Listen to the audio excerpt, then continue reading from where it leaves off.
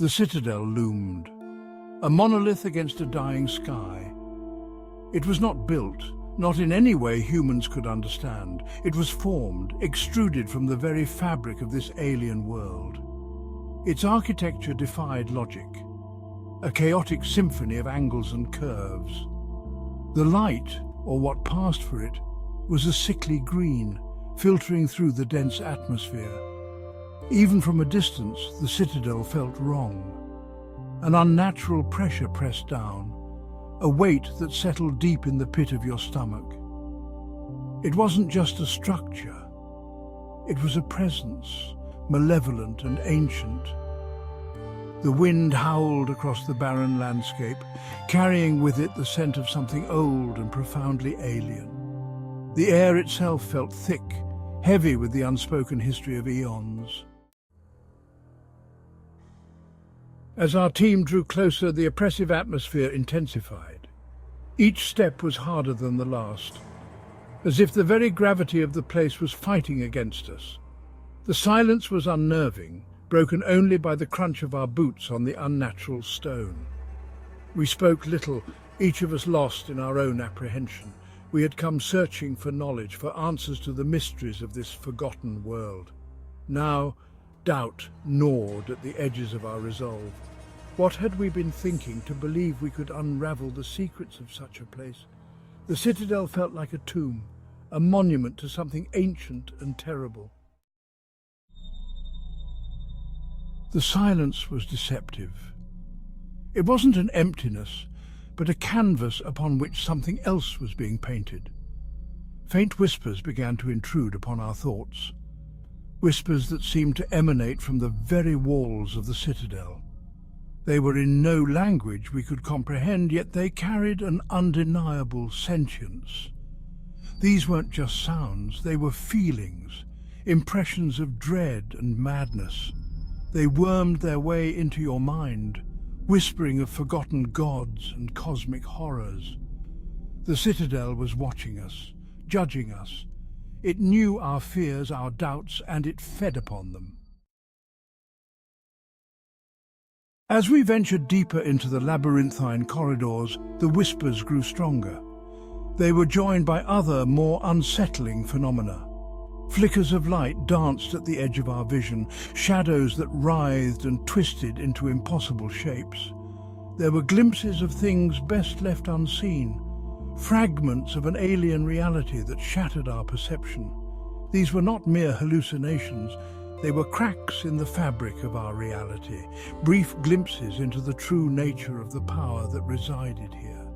This was a power beyond our comprehension, a cosmic force that dwarfed our understanding of the universe. It was awe-inspiring and utterly terrifying. Section 5, the treacherous ascent.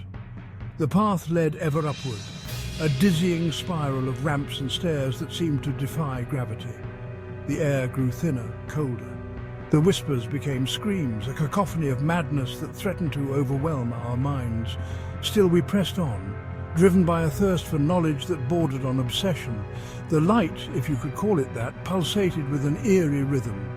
It cast our shadows before us, grotesque and elongated. They danced along the walls, mimicking our movements with a sinister glee. The Citadel was toying with us, herding us like cattle towards some unknown fate.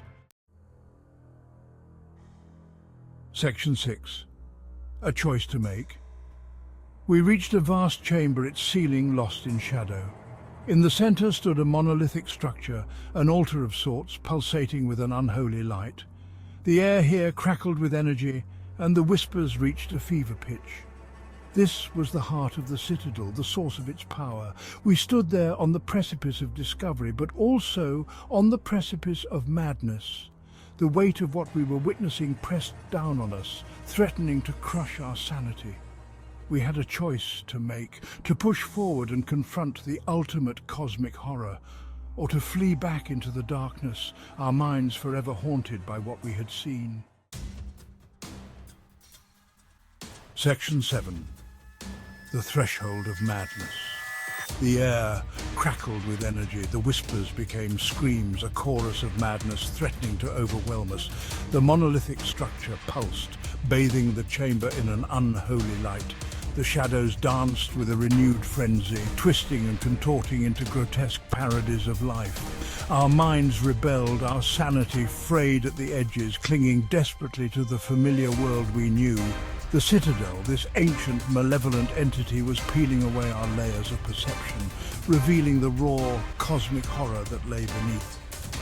We were mere insects caught in the gaze of something ancient and infinitely powerful. Section 8. The face of the abyss. And then it appeared. From the depths of the pulsating light, a form began to coalesce.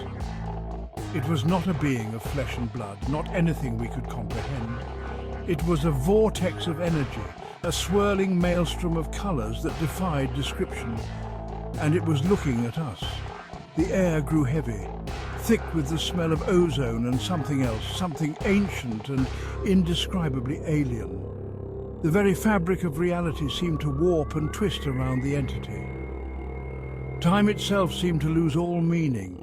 This was the face of the abyss, the embodiment of cosmic horror in its purest form.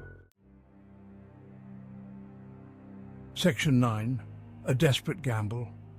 Panic seized us. Our carefully constructed facades of scientific curiosity crumbled. We were animals trapped in the gaze of a predator, our primal instincts screaming for flight. But where could we run?